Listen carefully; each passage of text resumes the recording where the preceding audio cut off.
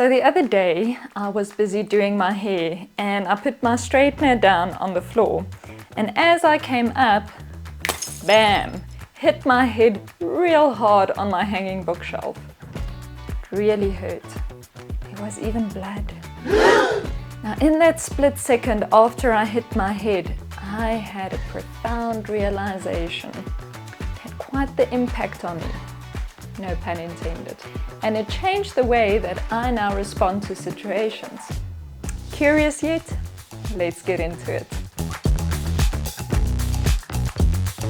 So usually when I hit my head or I drop something or stub my toe, or when any of these lovely little unexpected things of life happen, I usually have a standard response. Okay, so usually I pull a face, then I feel the anger rising, then I let out a few creative words and I sulk for a few moments, and then after that I go on with life. Now what happened this time, just as I was pulling my face and starting to move into my little ritual, a thought came to my mind.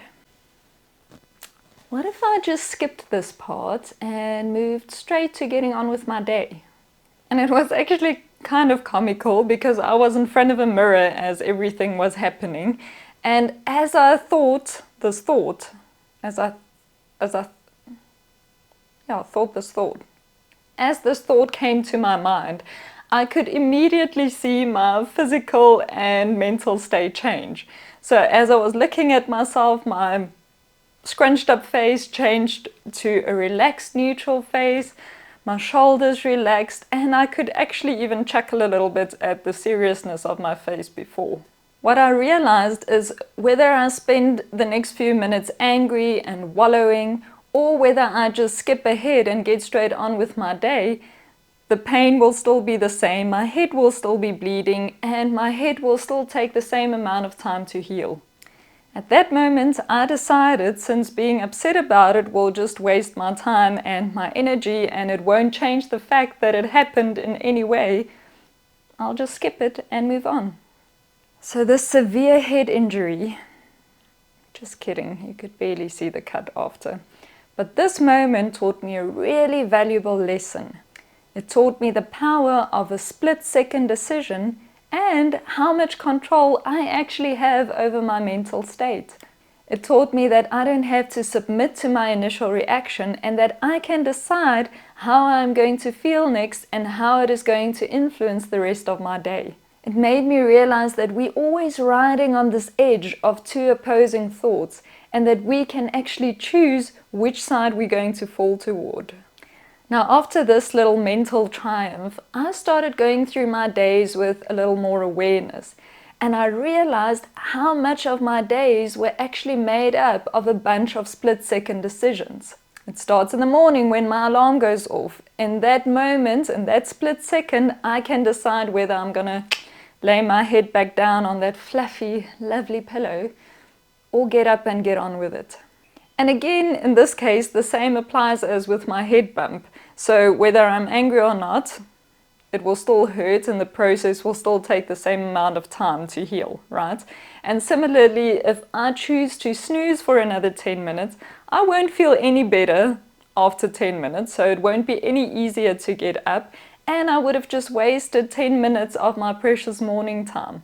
It takes a split second to decide whether you're going to get on with your work or whether you're going to open up TikTok and doom scroll for the next half an hour. You will have to do the work eventually anyway, and deciding to go on TikTok first won't make you feel any more motivated to do the work afterwards.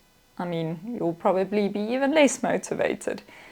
And you would have taken valuable time from yourself and caused yourself more stress, more anxiety, and probably self-loathing. When someone says something that upsets you, you have a split second to decide how you're going to react. Are you going to engage in an argument? Are you going to throw a temper tantrum? Or are you going to try and understand their point of view and sort it out? Or you can decide to turn around and walk away because your peace is more important than being right. When a thought of worry comes up, you've got a split second to decide whether you're going to indulge it and slide down that downward spiral, or whether you're going to take your focus onto that which you can control and take action toward that. As you reach for that chocolate, you've got a split second to decide whether you're going to push it away or succumb to it. Many of our actions and reactions and thoughts are so automatic and unconscious that we never even think that we have the ability to make these tiny moment-to-moment decisions that will save us so much time and energy. Also, we accept way too easily and willingly that we have no control over our responses, whether physically, emotionally, or mentally. That's why my head bump experience was so cool. All it took was a moment of awareness and a split-second decision, and I interrupted my usual disempowering pattern and replaced it with a mindset and emotional state that was actually beneficial and that drove me forward. Again, the outcome will still remain the same. Whether I choose to pity myself or not, my head will still hurt and bleed. Whether I choose to go on TikTok or not, the work will still have to be done. Whether I indulge in worry or not, I will still not be able to predict and control the future. What I can choose is what I will decide to spend my time and energy on, and the quality of my thoughts and mindset. And all of that happens in just a split second. As usual, it all starts with awareness. Keenly observe yourself in your daily doings and take note of what your automatic responses and decisions are. Even if you aren't aware enough yet to make a new decision at the moment that it happens, as soon as you're over that initial response, go back to it and ask yourself, how would you have wanted to react differently, and what new decisions can you make in the future in similar situations? You will fall back into your old patterns. God only knows I do. But all you do is to keep on practicing and training yourself to recover faster and faster every time until you get to a point where you can make a new decision in the moment. It's like when you start exercising, right? In that first week, it maybe takes you half an hour to recover after a good sweat session. And then a couple of weeks later, it only takes you 10 minutes to recover. And then maybe only 5. And exactly the same applies to mental training as well.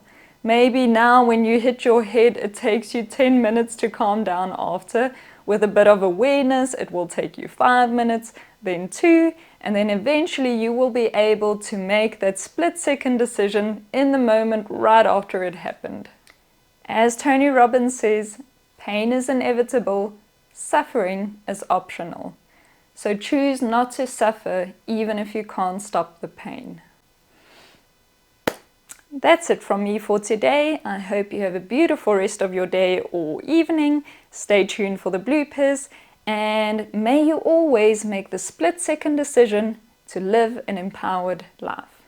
I'll catch you in the next one. I don't know what to say. So usually when I drop my head, oh, that happens quite often. So usually when I wanted to say drop my head again. So at that moment, I decided something very wise, which I'll tell you about right after I check my notes again. Okay, bye.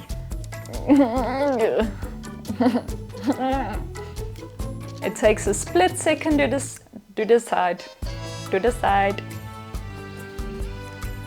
takes a split second to decide. It takes a split second to decide.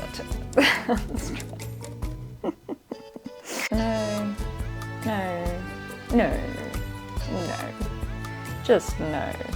Responses. That's why my head bump injury. I'm going on like I was almost dead. Guys, it was seriously nothing.